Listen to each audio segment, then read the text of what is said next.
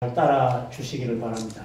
김태우 박사님의 이 참 말씀은 너무나도 우리가 이게 다급한 정말 이 오늘내일의 문제, 죽고 사는 문제 정도로 이런 심각한 문제입니다만 이 사상 문제에 대해서는 우리 국민들이 그냥 주체사상, 주사파, 김일성 독재, 거기에는 뭐 아주 공산주의 주체사상이 있단다 이런 정도는 알고 있지만은 거기에 대해서 듣거나 알고 파악할 수 있는 기회가 거의 없죠.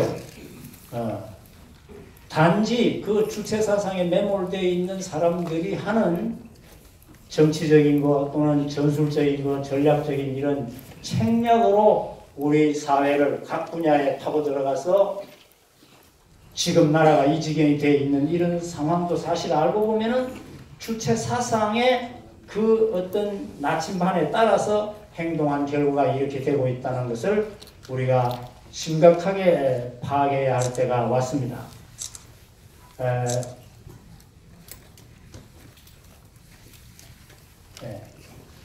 주체 사상은 그 체계로부터 잠깐만 말씀을 드리고 싶어요. 주체사상에 대하여라는 그 본격적인 주체사상에 대한 체계적인 서술이 나오고 저서가 나온 것은 1982년 김정일이가 자기 아버지 70세 생신을 기념하면서 이런 글을 썼습니다. 그렇게 큰 책이 아니에요. 예. 소책자와 같이 한 100페이지 정오하는 이런 책인데, 그러나 거기에 아주 핵심적인 분야를 다 다뤄놨는데 그것이 주로 이 부분이 해당되는 겁니다. 그러다가 1903년 뒤 85년에 조선노동당을 창건한 40돌 기념, 45년에 노동당이 창당이 됐으니까 그때 이제 전 10권의 주체사상 총서를 내놓는 겁니다.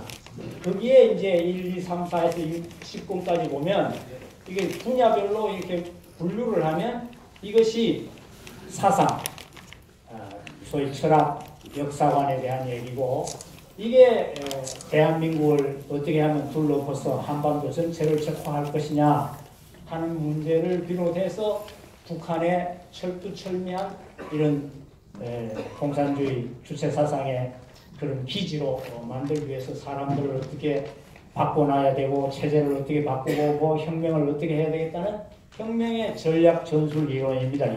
이게 다섯. 그 다음에 이제 이 결론적인 게 영도론인데, 수령이라는 참 희한한 말로 김일성을 지칭하는 그 수령이 다스리고 이끌어 나가는 영도체계와 영도예술이라는 이 두 분야의 책도 나와 있습니다. 제가 이렇게 그림을 그린 것은 이 주체사상이라는 것이 토대가 뭐냐? 마르크스 레닌주의, 공산주의 사상의 아주 그 기본 세계관이고 철학인 변전법적 유물론, 역사관, 유물사관, 자본론을 위시한 정치경제학, 이 막스 레닌주의를 바탕으로 해가지고 아주 철권 독재의 스탈린주의가 바로 김일성이가 스탈린의 꼭두각시로 해방 직후에 북한에 들어왔지 않습니까? 네. 그래서 스탈린을 숭배하던 이북, 김일성이요 이북 주민입니다. 그러니까 이 북한은 늘 스탈린 대원수 만세를 외치고 조국이 소련이라고 외치던 그런 나라로 출발했단 말이에요. 그러다가 이것이 스탈린이 죽고 난 다음에 중국과 소련이 이념 분쟁이 벌어지고 중소 이념에서 국경 분쟁까지 벌어지니까 북한이 소련과 중국 양쪽에 어디에 걸치기가 어려운 이런 줄타기를 하는 이런 과정, 또 국내적으로는 여러 파벌이 있습니다. 남로당에 있는 박원영이를 위시해서 북한 자체 내부에 있었던 소련파, 중국파, 북한파 이런 파벌들을 숙청해 나가는 이런 과정의 상황, 이것이 다 섭합이 되고 종합이 되어서 이렇게 체계화되어서 이런 이론적인 작업을 했다라는 것을 보여주는 그림입니다. 예? 그러면 이런 김일성 주체 사상이 이와 같이 나타나게 되는 그 과정에 대해서 잠깐 한번 보겠습니다. 이것을 저는 주체 사상 창시 말조 조작의 발자취다. 저는 이렇게 이름을 붙여봤어요. 여러분, 김일성이가 1912년 4월 15일이 생일입니다. 예, 12년생이에요.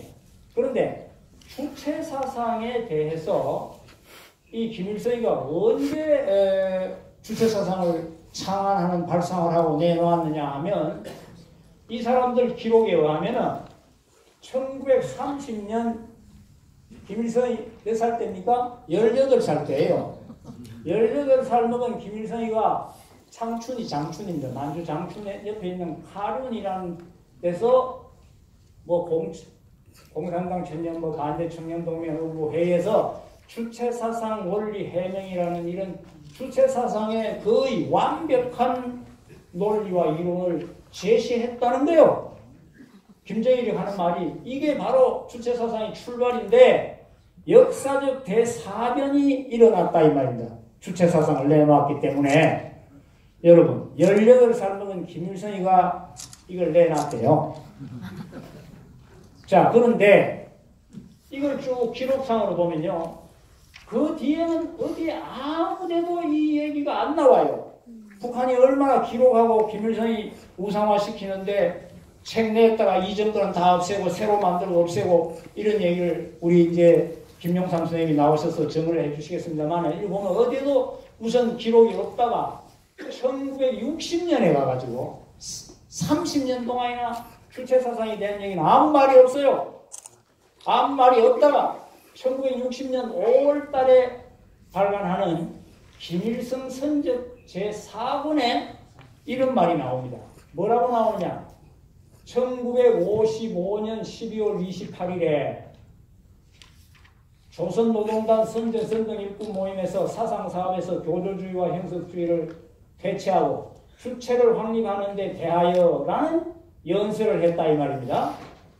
이 주체를 확립하는 데 대하여라는 이 말이 주체사상 만들었다는 것로부터 시작해서 30년 동안 아무 말이 없다가 이렇게 나온 이 얘기를 55년도 연말에 이런 연설을 했다는데 그 주변에 무슨 연보나 뭐나 이런데 아무데도 기록이 안 나와요.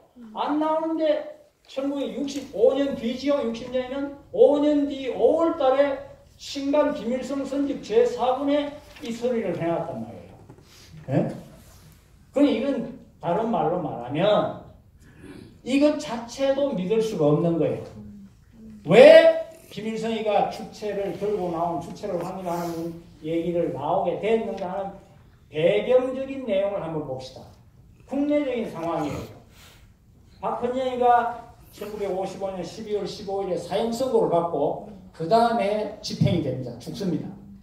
이제 무슨 간첩이라는 혐의로 그렇게까지 6.25 전쟁까지 일으키고 난리를 치는 박헌영이를 갖다가 미제 간첩으로 몰아가지고 사형선고 내리고 이게 종파 남노단계 다 숙청하는 끝이에요. 여기에. 그 다음에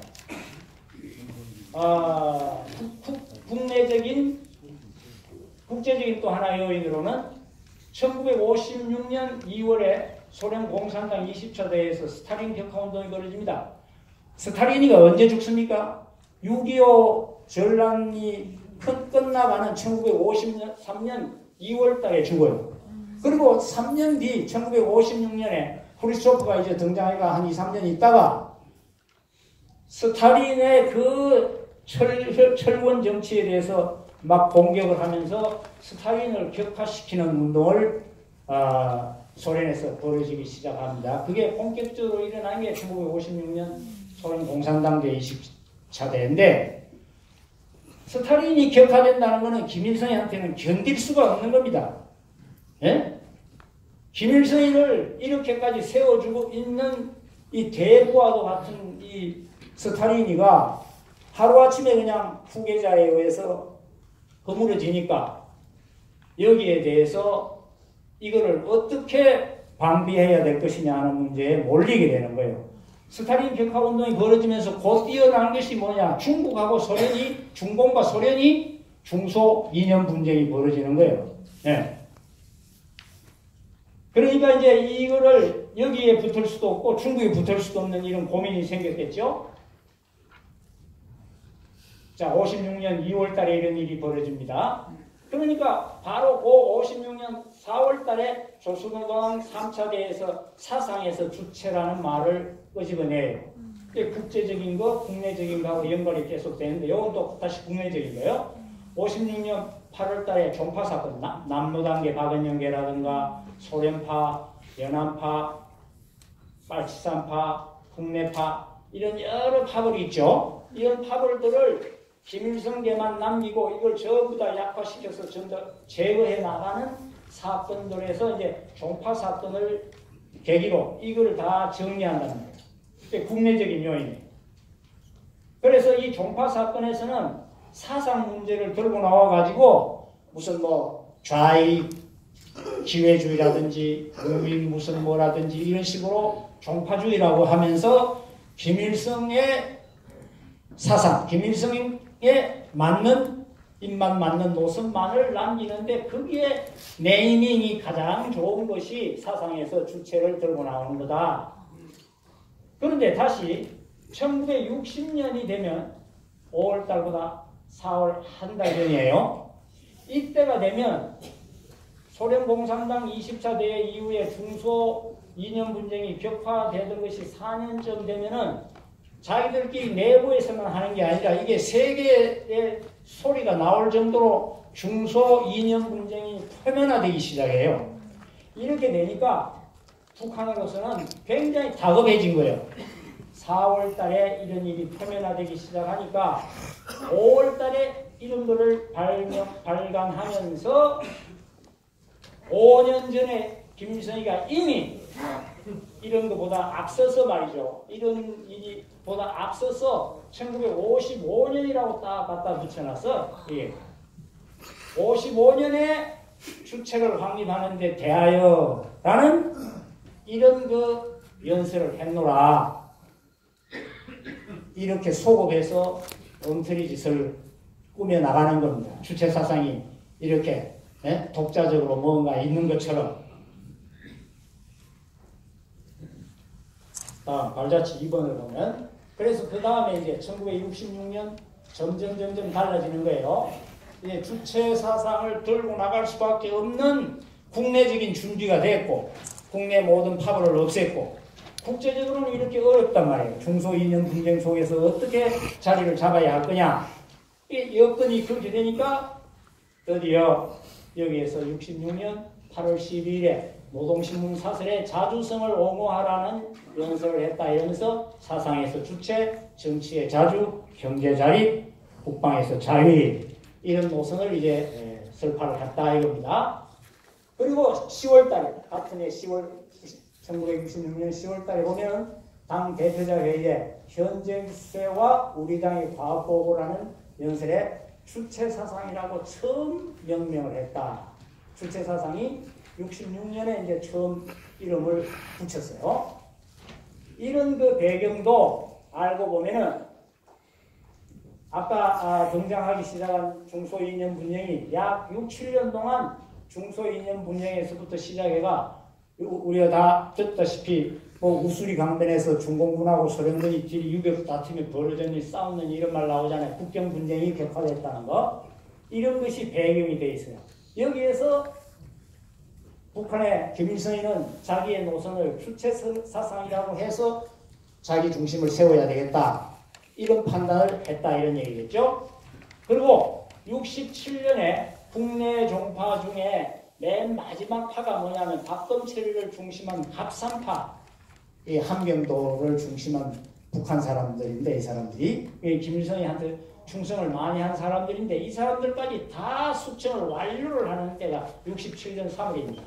그러면 이런 것을 완료해 나가는 직전이에요. 이 과정에 이 주체사상이라는 이름을 가지고 국내외에 자기들의 지도를 그려나갔단 말이에요. 그런데 여기에서 하나 빼놓을 수 없고 우리가 잘 몰랐던 게 뭐냐면요.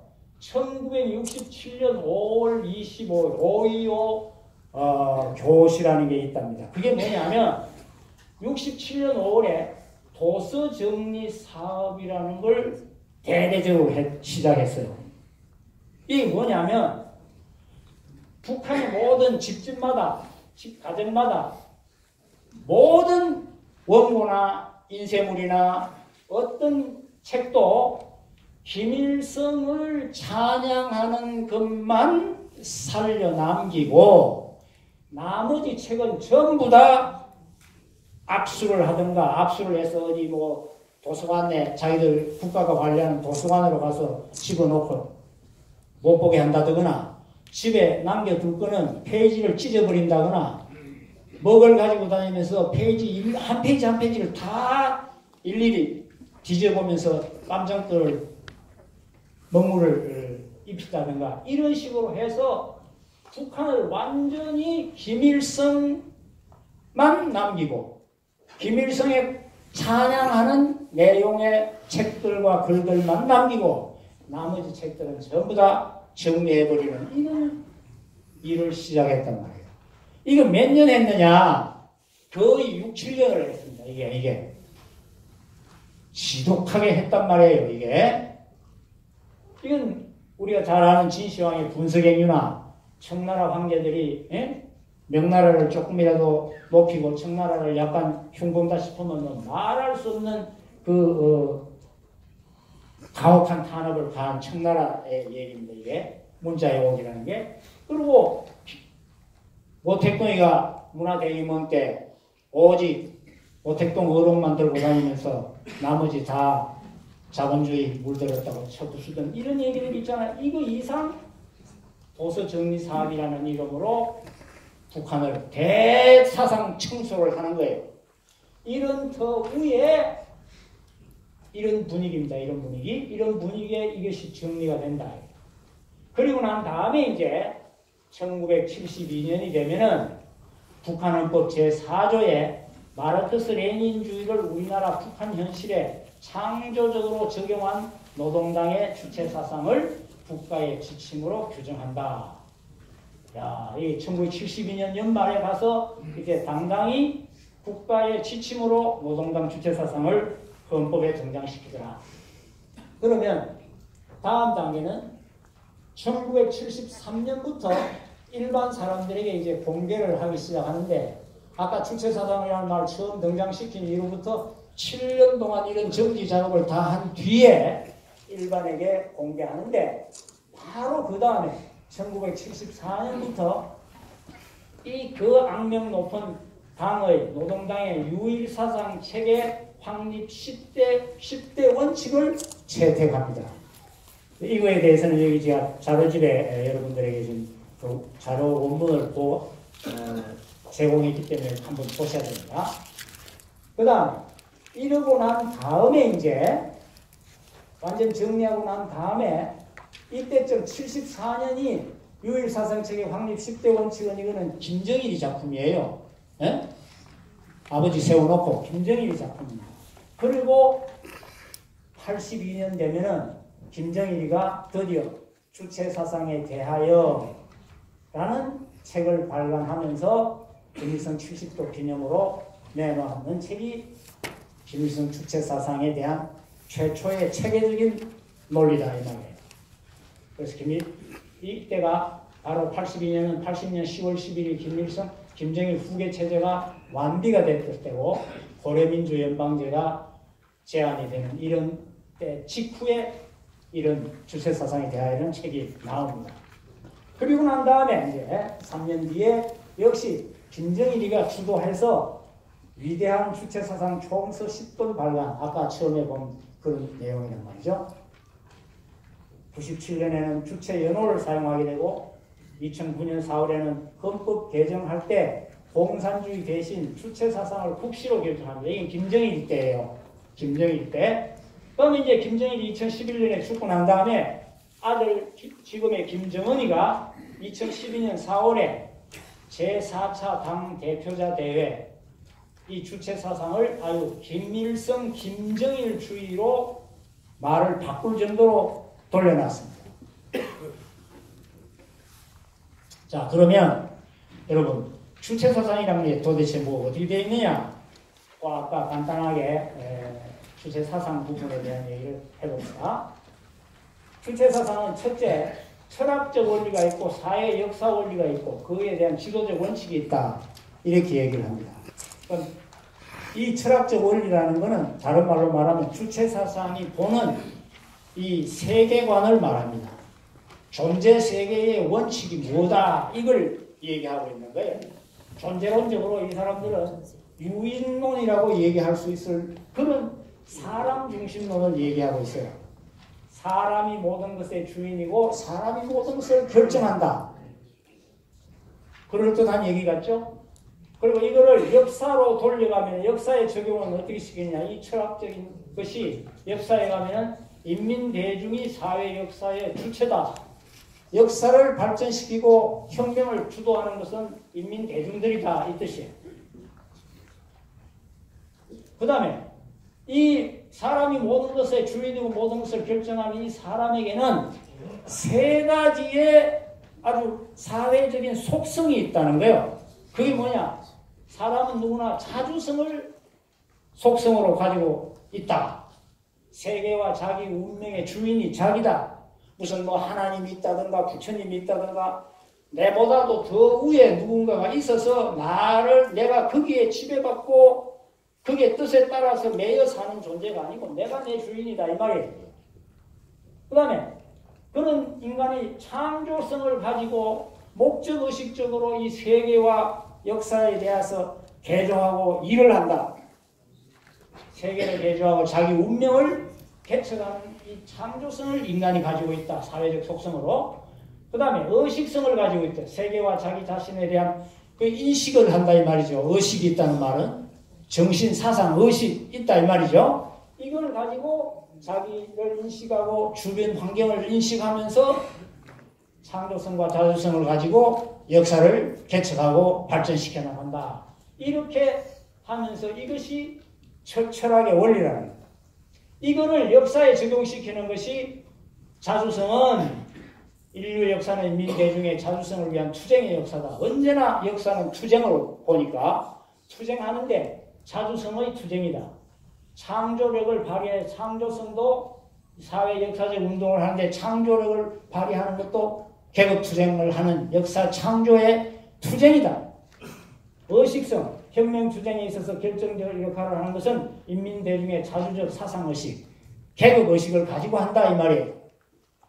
자, 이런 이 매칭은 마치 마르크스주의가 변전법적 유물론이라는 철학이 있죠. 변전법적 유물론이 역사에 적용을 되면은 계급사관, 유물사관이라고 합니다. 자기들이 말하는 유인론, 사람 중심론이라는 이런 세계관 철학을 가지고 역사에 적용을 하고 사회에 적용을 한 게 이거다 이거예요. 이렇게 매칭이 되는 겁니다. 근데 이거를 실제 이제 지도하는 입장에서 이거는 어떻게 이 사람을 이렇게 동원하고 이렇게 효과적으로 나가느냐 하는 원칙은 이런 것이다. 지도적 원칙, 자주적 입장을 견제하라. 자주성, 주인이다. 주인, 사상에서 주체, 정치에서 자주, 경제에서 자립, 국방에서 자율. 아까 그런 주체 사상의 항목이 나왔죠. 그 다음에 창조성, 창조적 방법을 구현하라. 인민대중에 의거하는 방법으로 해야 된다. 이제 김일성이가 모든 지도자들에게 어떻게 인민대중을 움직이는가 하는 그 방법론을 얘기한 거예요. 천일마운동 우리 대충 들은 얘기고 청산리 정신으로 하라 이런 말이 나옵니다. 이게 뭐냐? 우리 청산리라 그러면 김자진 장군이 뭐 중국에서 독립운동할 그때 청산리 전투에 대한 얘기로 얼른 생각하기 쉬운데 그게 아니에요. 이게 북한의 헌법에도 이 말이 나옵니다. 이 청산리라는 건 뭐냐? 지금 평양 옆에 있는 거죠. 강서군 그 무슨 항구가 있는 게 뭐죠? 진남포. 남포. 네, 남포. 그쪽에 어디 마을이랍니다. 이게 거기에 청산 뭐 협동조합인가에 가서 김일성이가 15일 동안 그 협동조합 사람들하고 같이 침식을 같이 하면서 현장 지도를 했다는 거예요. 그러니까 대중 속에 들어가서 대중들의 의견을 듣고 대중과 호흡하고 도와주면서 대중을 움직여야 된다 이 말이에요. 이게. 그런 것에서 인민들의 의견을 받아가면서 창조적 방법을 한다. 또 그 현장의 실정에 맞게 해라. 뭐 이런 내용이에요. 그 다음에 이제 사상 문제에 있어서는 사상을 기본으로 틀어줘야 한다. 세뇌 교육을 하고 공작을 하고 사상 개조 선행, 정치 사업 선행. 그러니까 이 북한 공산주의자들은 사상을 그렇게 강조하고 또 어디에나 조직 속에 들어가서 살아남도록 훈련을 시킨단 말이에요. 정치 사업. 네. 그러니까 개체적으로는 개인으로는 존재할 수 없는 것이 북한의 이런 철학과 조직 이렇게 되어 있어요. 언제나 어떤 조직 속에 들어가 있어야 개인으로는 육체적인 생명만 가지고 생물학적 생명만 가지고 있는 것은 산 존재가 아니라는 겁니다. 그건 죽은 거래요. 언제 사느냐? 사회 정치적 생명을 가질 때 살았다는 거예요. 그 사회 정치적 생명은 뭐냐? 김일성, 김정일이가 만들어 놓은 조직 속에 들어가서 하나의 세포와 같이 열심히 충성을 바칠 때에 이제 사회 정치적인 생명이 생긴다는 거예요. 그렇게 사는 것이 인민대중 대 인민대중들. 자,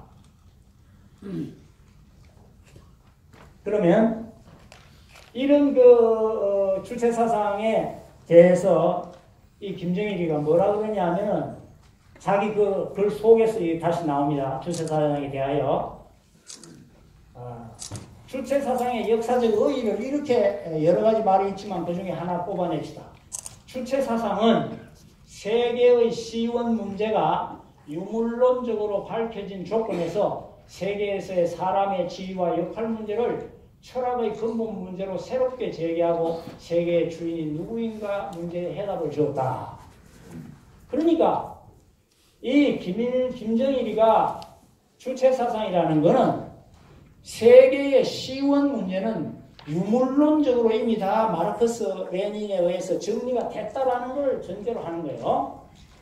막스주의의 변정법적 유물론 세계관과 유물사관에 의하여 처음으로 노동계급의 혁명적 세계관이 확립되었다면 막스 레닌주의 변정법적 유물론, 유물사관을 그대로 답습하고 받아들인 거예요.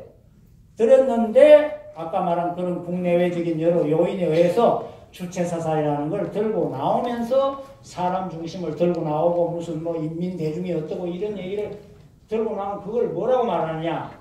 역사의 주체인 인민대중이 역사 발전과 사회혁명의 중심이라고 보는 주체사상에 의하여 노동계급의 혁명적 세계관, 여기도 나왔죠? 마르크스주의에도 여기 나왔죠? 세계관이 마르크스보다도 더 높은 단계로 발전 완성되었다라고 스스로 자평을 하고 있어요.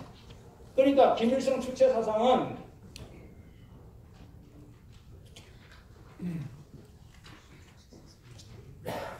마르크스 레닌주의를 아주 완성시킨 사상이다. 이런 식입니다. 지금.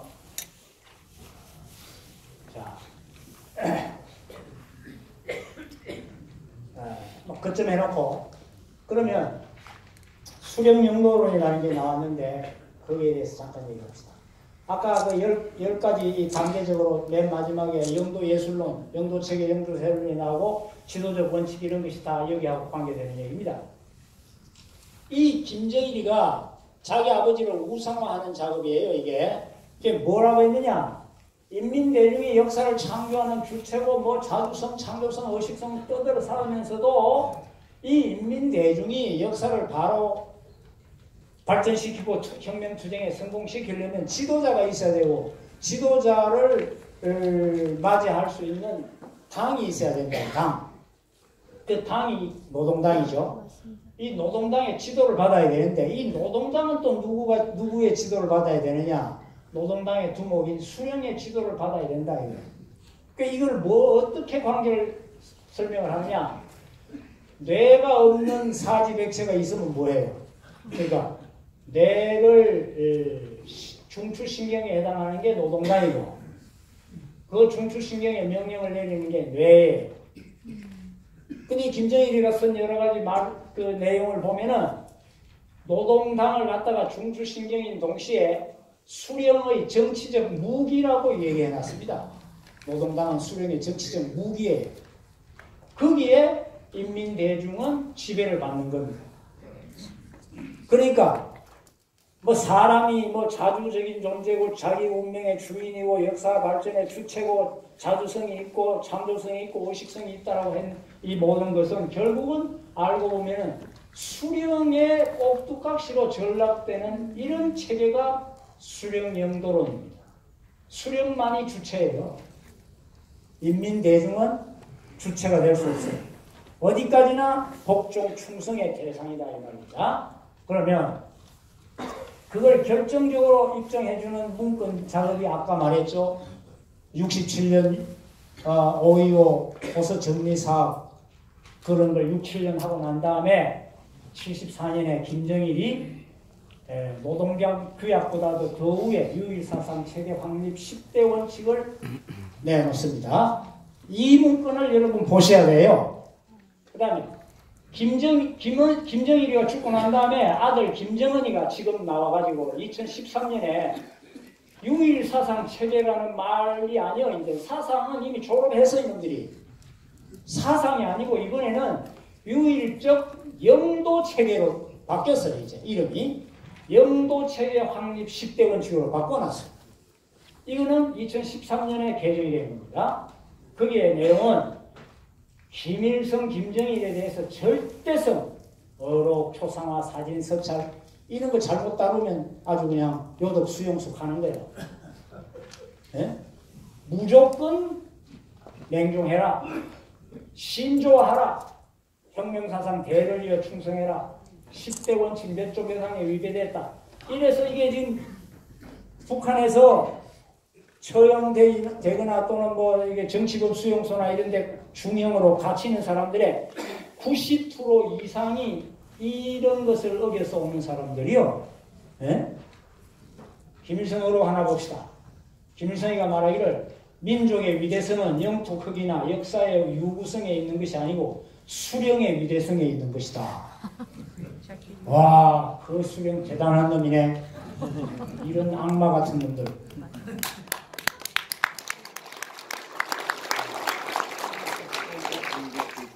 자, 봅시다. 주체사상에 그러면 종결 지점이 어디냐 이게요. 종결 지점. 저런 앞에 남아있는 뭐 철학이 어떻고 역사가 어떻고 혁명이 어떻고 난리를 치는 저 모든 것이 보십시다. 이게 백두혈통의 수령들 김일성, 김정일, 김정은입니다. 이게 이제 최상에 있어요. 이놈들의 말이 어록이나 교시가 아주 최고의 권위를 가지고 위치합니다. 그 다음에 그 밑에 조선노동당의 수령이니까 노동당이 이제 완전히 수령 거잖아요. 노동당에 뭐가 있느냐? 노동당 규약이 있겠죠? 그 규약의 최상층에 노동당의 유일사상 체계의 확립의 10대 원칙 김정일이가 했어요. 그걸 지 아들이 이번에 또 당의 유일 영도 체계 확립 10대 원칙 2013년에 내놨습니다. 노동당 규약. 헌법은 이제 우리 조선민주주의 인민공화국 우리로 말하면 대한민국의 헌법이 있듯이 이 헌법이 여기 있잖아요. 그럼 여기에 해당하는 이 헌법이 2016년 6월 29일에 헌법을 여러 차례 바꿨는데 김정은이 때 바꾼 것은 김일성, 김정일 헌법이라고 이름을 이렇게 붙여놨어요. 네? 헌법이 이렇게 이름이 붙습니다. 그럼 이거는 뭐냐? 노동당 이 10대 원칙 이 한참 밑에 있는 게 헌법이에요. 북한 헌법. 대한민국 헌법보다 더 최상위 법이 있습니까? 없어요. 없죠? 네. 북한은 이렇게 있습니다. 그 하위 기관들은 뭐 말할 것도 없고. 자, 이런 체계가 되어 있으니 주체 사상이 어쩌고 저쩌고 하는 게 모두 다 어디로 올라가느냐? 여기 올라간단 말이에요. 여기에. 이렇게. 그 올라가는 제일 가까운 데 있는 이걸 한번 구경을 해볼 필요가 있어요. 자, 이걸 보시면서 여러분, 자료 드린 것 중에 68페이지, 69페이지를 보시면 이런 파란 종이가 하나 들어있을 겁니다. 거기를 잠깐 한번 보시죠. 파란 종이. 우록으로 이 자료집에 제가 일부러 여러분들에게 찾아서 드렸습니다. 여기 보면 당의 유일사상 체계 확립의 10대 원칙, 김정일이가 만든 거예요. 김정은이가 2013년에 만들었던 당의 유일적 영도 체계 확립의 10대 원칙 2개 다 있습니다. 그리고 북한 헌법이 있고, 그 다음에 조국 통일을 위한 전민족 대단결 10대 강령이라고 김일성이가 내놓은 이거 이제 북한의 자료를 직접 한번 봐야 됩니다. 보시면은 이 10대 원칙에 대해서는 2개 다를 여러분들이 꼭 보아주시기를 제가 청을 합니다. 81페이지까지, 69페이지에서 81페이지까지가 그 10대 원칙에 관한 건데, 10대 원칙 보세요. 10대 원칙 잠깐 한번 봅시다. 1, 2, 3, 4, 5, 6, 7, 8, 9, 10항까지가 있는데 시간이 없으니까 그 중에 하나 3번의 1항이에요. 이게 뭐 10대 원칙 10항에 65항, 10항에 60항 이렇게 돼 있어요. 2개다가 10항이 돼 있는데 3항에 보면 이게 김정일이가 만든 때예요. 위대한 수령 김일성 동지의 권위를 절대화하여야 한다. 위대한 수령 김일성 동지밖에는 그 누구도 모른다는 확고한 입장과 관점을 가져야 합니다. 김정일 때 얘기해요. 김일성 동지밖에는 그 누구도 모른다. 이게 주체사상입니다. 예? 아까 도서 정리 작업을 할 때도 김일성이만 남기고 다 지워 없애고 압수해버렸다 그랬죠? 이 사상의 자유가 있는 나라예요, 이제. 예.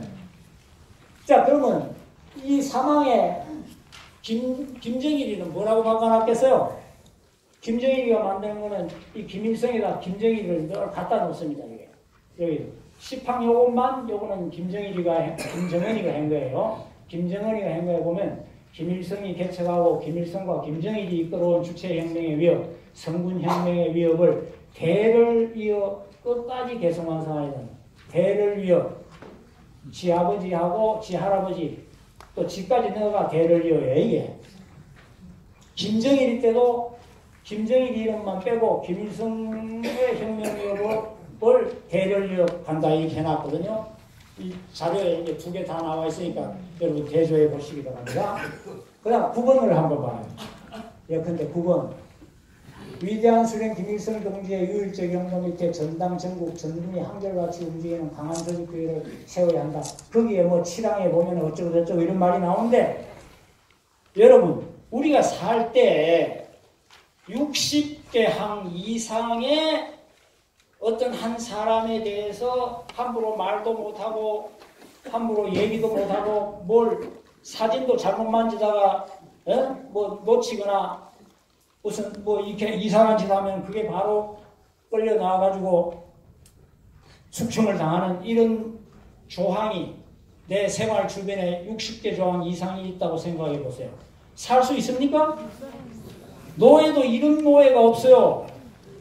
뭐 미국의 노예 제도가 아무리 심하다 해도 이런 노예가 아닙니다. 예? 노예 이런 그 노예의 얘기. 자, 여러분 바쁘시겠지만 79페이지 잠깐 한번 펴주세요. 79페이지를 펴보시면 사항을 한번 보세요. 사항 보시면 이거는 이제 김정은이가 해놓은 얘기인데 김일성, 김정일 주의를 자기의 뼈와 살로 확고부동한 신념으로 만들어야 한다. 김일성 교시와 김정일의 말씀, 당의 노선과 정책을 사업과 생활의 지침으로 신조로 삼으며 그것을 자로하여 그것이 자가 됩니다. 자로하여 모든 것을 재어보고 언제 어디서나 그 요구대로 사고하고 행동하여야 한다. 이 사람이 숨을 쉴 수 있습니까? 네. 하여간 이런 짓을 여러분들이 10대 원칙은 꼭 읽어보시기 바랍니다. 주체사상 좋아하는 주사과 애들한테도 이걸 들이대야 돼요. 이제 웬만한 우리 국내의 이 젊은 애들 뭣도 모르고